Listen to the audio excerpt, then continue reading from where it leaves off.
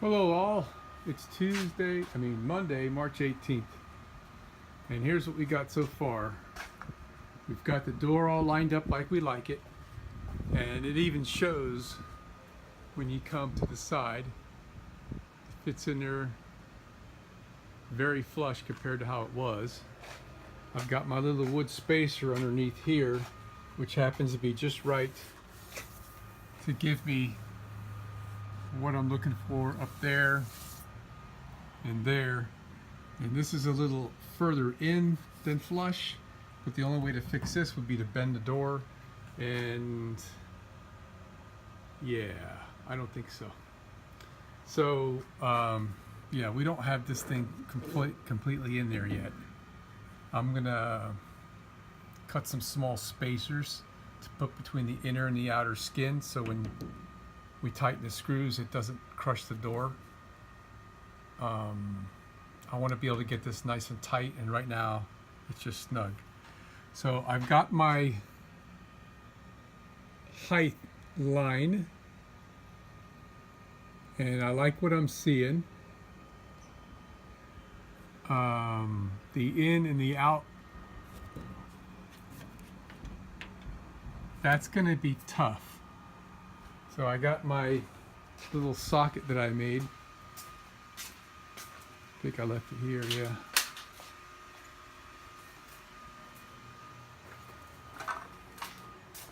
So this should be, let's check this just for fun here. This socket should be plenty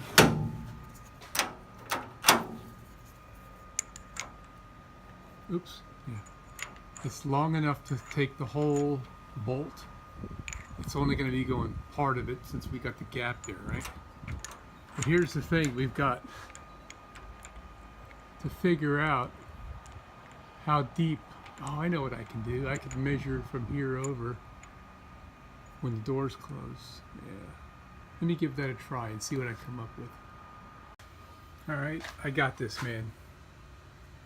I cut a small, little bit less than a 1/4 inch long piece of the same tubing that I'm calling a socket that goes up in there.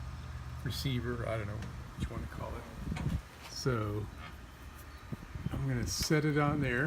Oopsie. Well, that's gonna be gone for a while. I found it. It's right there. From all the way up there. Bastard. So I've got the little piece on the bolt. So what we're going to do with our dial caliper, we're going to use this end of it, and we're just going to measure like that. Okay.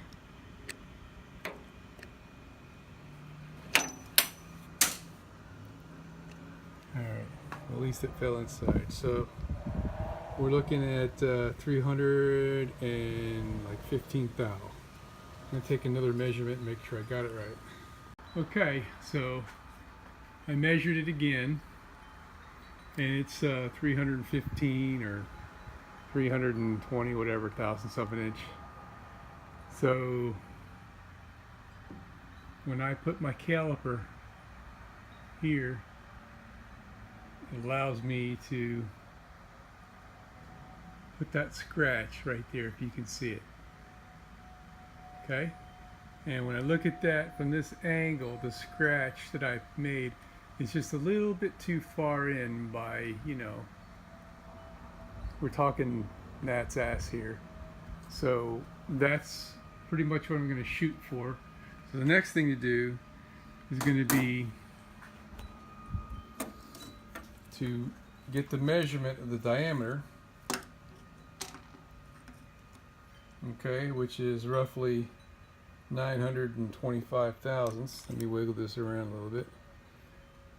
All right, we're looking at 920. So half of 920 would be, let's see, 450 and 10. That's 460.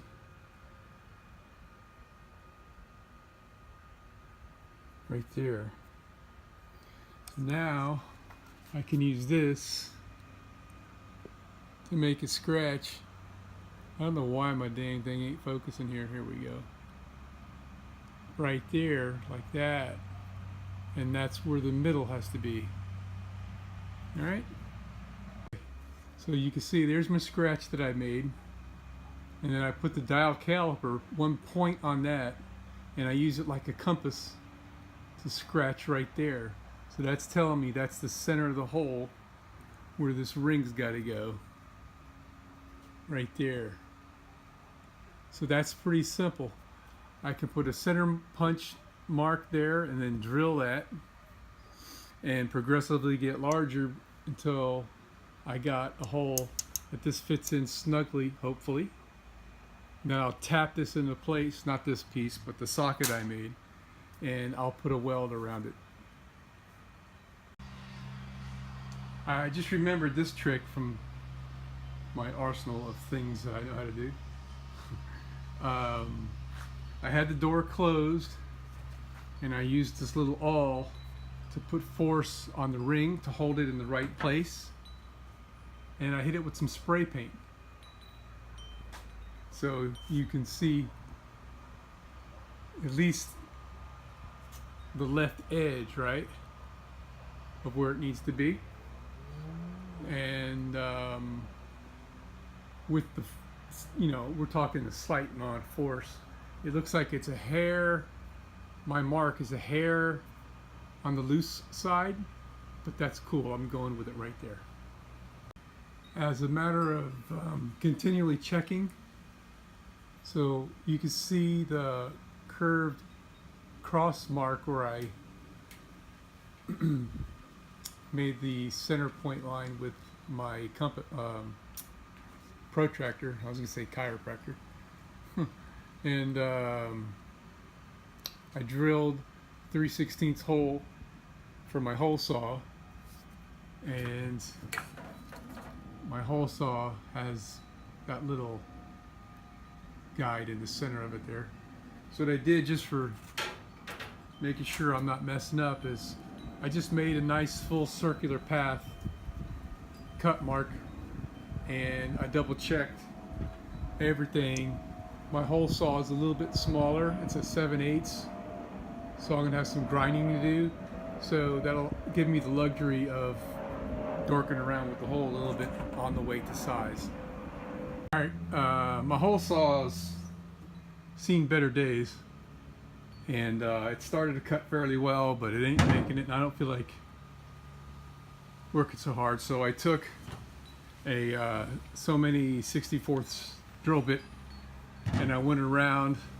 So this is going to do two things. It's going to allow for the chips for some place to go through the holes, and it's also removed a whole bunch of metal, so there's a lot less to cut. Well, we got the hole drilled, and I stopped a little short of going all the way through once I felt like it started going through, and I used this guy to pry it out and break it off the rest of the way. That way this wouldn't fall down in the hole. So now we got a hole, and I'm going to use this thing to enlarge it until this fits.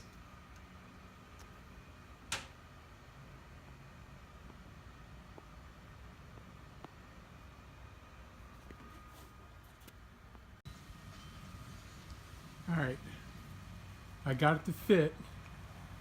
I oversized it more than I would have liked to.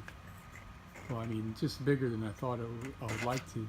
So what I did is I flared this thing with the center on my lathe. I beat it, the back of it with my hammer onto the, so it's now bigger than the hole on this side.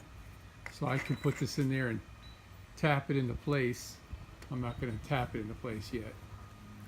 Kind of scary. I don't want that to drop in there, but I wanted to show you.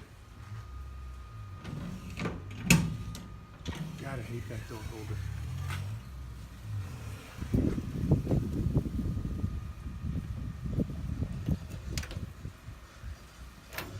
going on? That's what's going on. That's got to be flat.